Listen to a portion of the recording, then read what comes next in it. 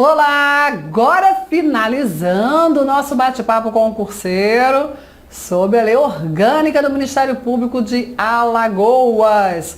Falando agora do regime disciplinar aplicável ao membro do Ministério Público, falamos já dos deveres, das proibições, das penalidades e agora vamos falar do procedimento para apuração de ilícitos funcionais, ok? Processo administrativo disciplinar, claro.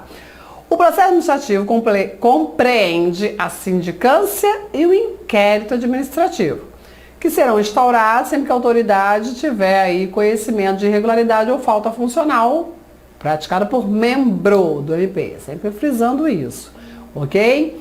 E aí, como qualquer PAD, né? Por isso que eu sempre oriento, estuda primeiro o Estatuto dos Servidores, para depois estudar essa parte, né, de regime estatutário do membro, que fica bem mais fácil para você. Essa parte aqui de regime disciplinar aplicável ao membro é muito pouco provável, eu acho, né? Costuma ser, mas a gente tem que saber. Mas eu preciso dizer para você que, né, os assuntos são mais fortes e menos, né, e mais fracos, né?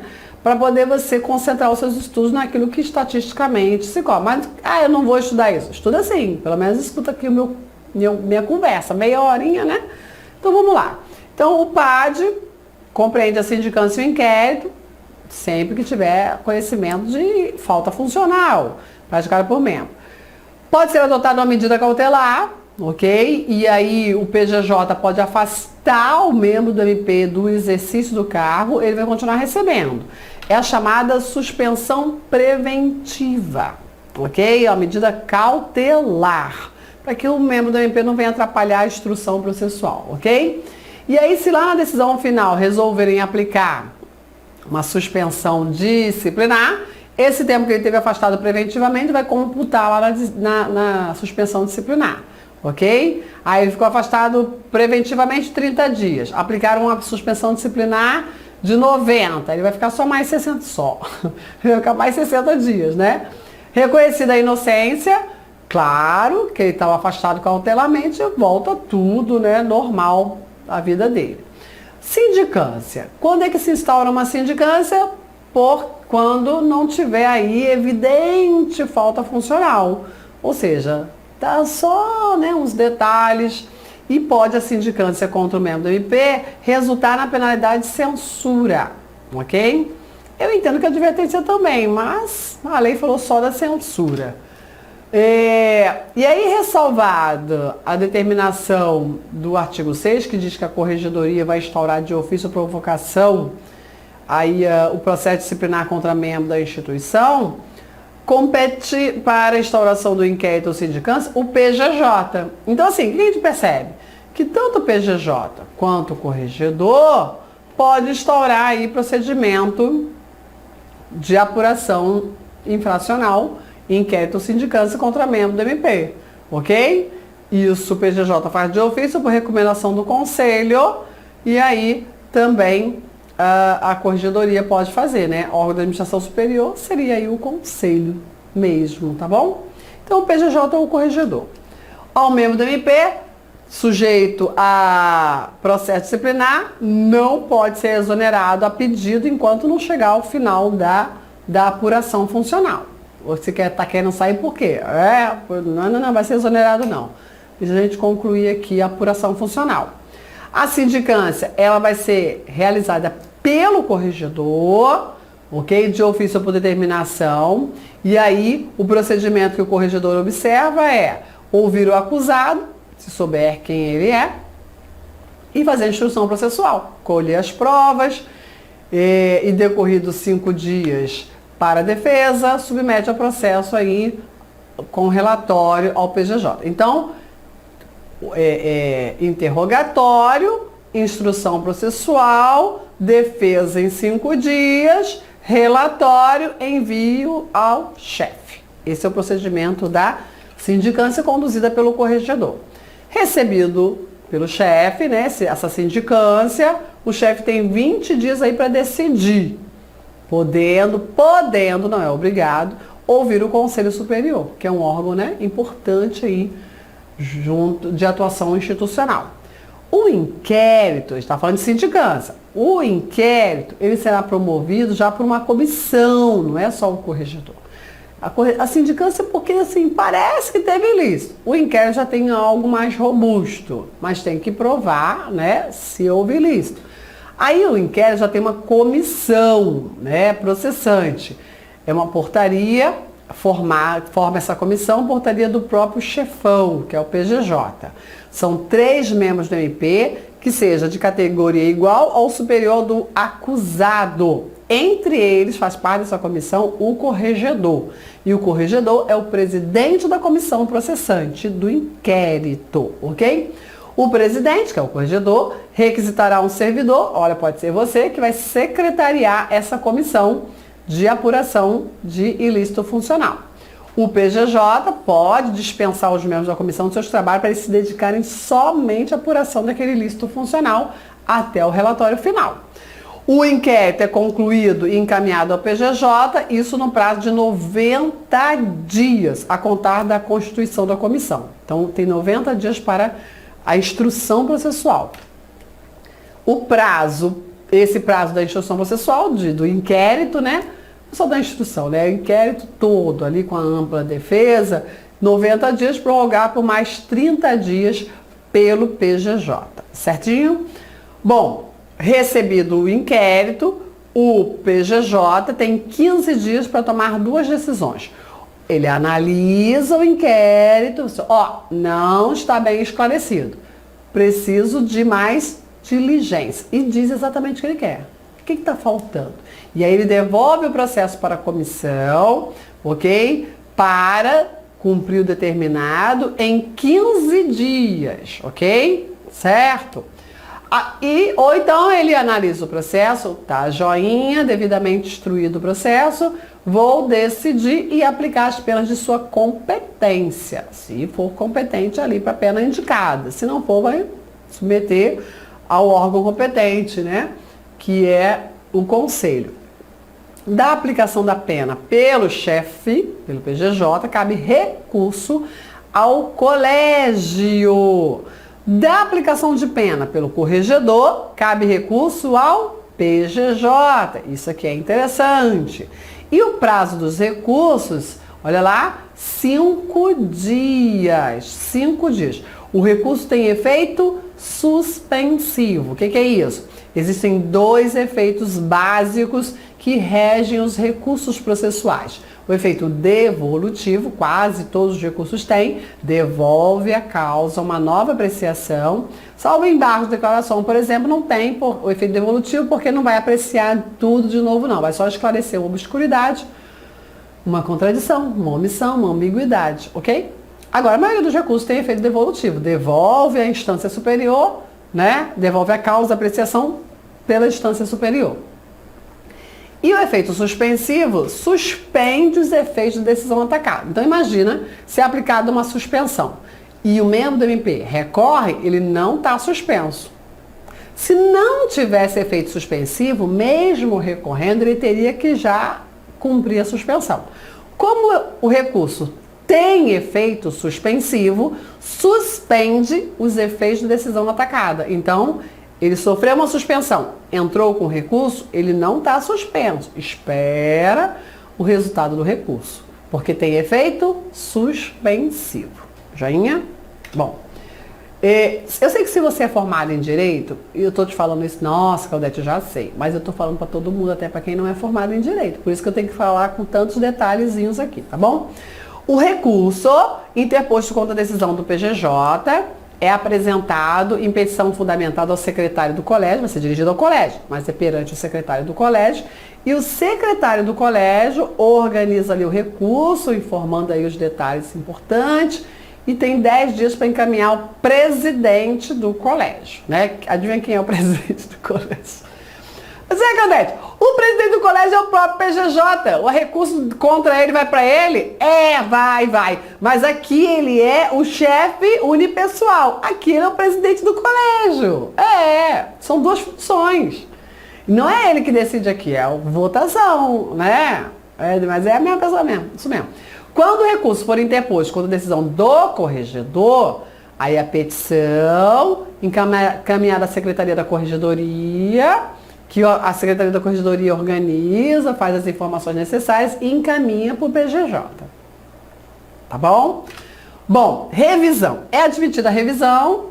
Bom, então o processo foi concluído, cabe os recursos pertinentes, e aí foi aplicada uma penalidade. Pode ser que surja algo novo, e aí pode chegar na revisão. A revisão, ela não é um recurso, é um novo processo. Ela parece um recurso porque ela ataca uma decisão anterior, visa beneficiar o punido, entendeu? Não pode piorar a situação do punido, mas ela não é um recurso porque ela se apoia em algum elemento novo, não conhecido lá no processo original. Enquanto que o recurso pega o processo do jeito que está e reforça os fundamentos, assim, né? Pelos mesmos fundamentos, mas com alegações mais reforçadas, assim, poxa, reaprecia isso aí porque o órgão de instância inferior não entendeu muito as minhas alegações. Mas não tem nada de novo no recurso, ok? Já na revisão, olha lá o fundamento da revisão. E o recurso tem um prazo, a revisão pode ser a qualquer tempo. Olha lá. É admitida a revisão do inquérito quando a decisão for contrária à lei ou à prova dos autos, ok? Não conseguiu provar lá no recurso, mas conseguiu um elemento novo a provar numa revisão. Quando a decisão se fundamentar em depoimento, exame ou documento falso ou inidôneo, quando, após a decisão, apareceram provas da inocência do interessado, quando houver vícios insanáveis no processo capazes de comprometer a verdade e cercear a defesa. Então, olha só, percebeu? Aí é caso de revisão. Não pode alegar simplesmente a mera injustiça da penalidade. Isso aí não é fundamento para uma revisão. E não pode a revisão, como eu já disse, piorar a situação do punido, ok? A revisão pode ser requerida a qualquer tempo, diferente do recurso que tem um prazo certo. Essa revisão é enviada ao PGJ com prova, né, que o interessado dispuser. O punido é ele o legitimado a requerer a revisão, mas se ele tiver falecido ou desaparecido, pode ser solicitada por cônjuge colateral até o 2º grau, ascendente ou descendente, ok? Seus familiares ingressam com a revisão. Para proceder à revisão, o PGJ, ao receber o pedido, encaminha para o Conselho. Olha quem é competente para julgar a revisão. O Conselho. O presidente do Conselho, adivinha quem é? É o PGJ mesmo, mas aí, né, ali ele está numa outra função. O presidente do Conselho sorteia um relator e para proceder à instrução ou revisão e sorteará um relator para proceder à instrução da revisão, na instrução processual, e vai designar um promotor para ser o secretário. Olha lá. Enquanto que lá o secretário era um servidor, aqui o secretário é um promotor. Enquanto que o relator vai ser um procurador de justiça, porque é membro do conselho, tá bom?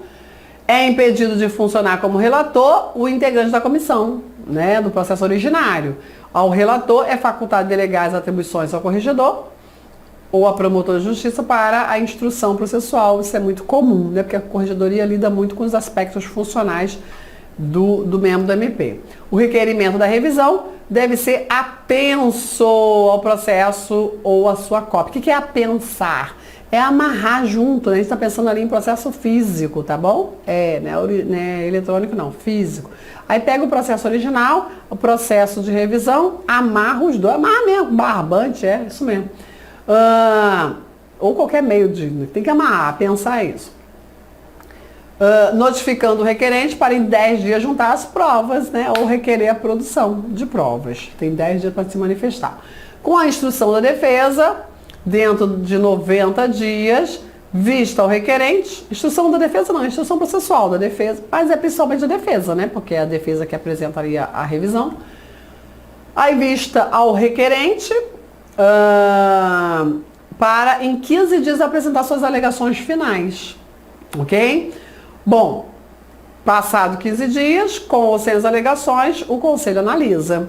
Apreciado o relatório, será encaminhado aí ao PGJ para julgamento, com a manifestação do conselho, certo?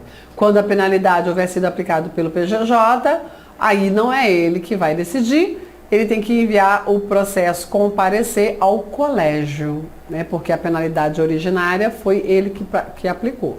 Se foi o corregedor que aplicou, ele mesmo, o PJJ, que decide com ali a manifestação do conselho, tá bom? O julgamento deve ocorrer em 20 dias. Procedente a revisão, sem efeito a penalidade aplicada, restabelecendo todos os direitos financeiro, funcionais, tudo corrigido. Após 5 anos da imposição de pena de advertência, censura ou suspensão, pode o infrator, desde que não tenha naquele período cometido qualquer outra infração, requerer a sua reabilitação. O que é isso? Ficha limpa de novo, né? Advertência, censura ou suspensão. O que é reabilitação? Cancela essa penalidade, por favor. Eu estou aí 5 anos bonitinho. É isso. Isso é reabilitação aqui, tá bom? Antes da decisão, o PJJ vai escutar o conselho. Você já sabe, né? Conselho e PJJ estão muito de braços dados aí. A reabilitação resulta do simples decurso de prazo de 5 anos, salvo se houver aí algum processo criminal. Então, assim, o que está dizendo aqui? Olha, conselho, PJJ só verifica se cumpriu os requisitos, não é para julgar. Cumprir os requisitos é direito subjetivo à reabilitação ao membro. Da reabilitação decorre o cancelamento do assentamento funcional, olha lá, ficha limpa, e insubsistência da pena para efeito de reincidência. Não vai ser mais reincidente, se cancelou a pena, está cancelado, acabou. Né? Se ele praticou outra infração depois dos 5 anos. Para finalizar, né, essa parte aqui é raro cair em prova mais, né? Tem algumas pontinhas aqui que a gente precisa ver que são interessantes. Olha lá, aplicação subsidiária de normas. Ao Ministério Público de Alagoas, aplicam-se subsidiariamente a Lei Orgânica do MP da União, que é a Lei Complementar 75 de 93, e também o Estatuto dos Servidores de Alagoas, que é a Lei 5247 de 91. Ok? É interessante. Aplicação subsidiária, ou seja, primeiro aplica aos membros do MP de Alagoas a Lei Orgânica do MP de Alagoas. Ah, mas ela é lacunosa. E aí, como é que a gente preenche essa lacuna da lei? Vamos consultar a LOMPO, Lei Orgânica do MPU, e o Estatuto dos Servidores de Alagoas. Tá bom? Em caso de empate nas votações do colégio ou do conselho, será considerado eleito mais antigo na carreira do MP de Alagoas. Ok? Os órgãos colegiados reunir-se uma vez por semana ordinariamente, que é órgão colegiado, colégio, conselho, né? São os que formados por mais de um membro. Então, uma vez por semana ordinariamente e extraordinariamente por convocação do chefe ou de pelo menos 1/3 de seus membros. Então, aqui a gente finaliza o nosso bate-papo concurseiro, a nossa análise da Lei Orgânica do MP de Alagoas. Tenho certeza que você entendeu a Lei Orgânica do MP de Alagoas. Quero falar sempre com você. Preste atenção. Mergulha no que te dá vontade. Que a vida não espera por você. Sempre que você decidir algo, mergulha, se joga. Faça valer essa vontade. Decidiu estudar para concurso? De verdade. Se joga, mergulhe fundo. Isso não quer dizer que você vai abrir mão da sua vida. Não. Você vai priorizar o seu objetivo, as suas metas de futuro. Certo? Mas faça. Porque senão você vai ficar no meio do caminho. Você nem estuda e nem curte ali as outras coisas, né? Os seus outros afazeres, enfim. Então, se dedique, priorize, certo? Vá lá, porque a vida não espera. Lembre-se que a vida não para de acontecer porque você decidiu estudar para concurso. É preciso porque a sua vontade, por isso é preciso que a sua vontade esteja muito bem definida. Porque cada escolha, uma renúncia. Mas nisso aí você está sendo sacrificado? Você é vítima da vida? Não. Você é autor das suas decisões. e encara as consequências de sua decisão, não é não? Então, vá lá, decida e faça. Estude com qualidade. Por quê? Porque em futuro bem próximo, você vai estar feliz. Pior é quem fica só na meia termo, não sabe se vai ou se fica, aí fica arrependidíssimo. Daqui a um ano, vai estar arrependido de não ter se dedicado. Se você se dedicou, daqui a um ano, você vai estar feliz de ter buscado conhecimento. Por quê? Cada vez mais próximo do seu objetivo e talvez daqui a um ano você já esteja lá empossado, feliz com a sua estabilidade financeira, profissional, funcional, né? Isso é bom demais. Então, fica a dica, vai lá, a vida não espera por você. Faça você acontecer o seu futuro. Acredita nisso, mergulha fundo, voe mais alto, seja super. Tchau, tchau.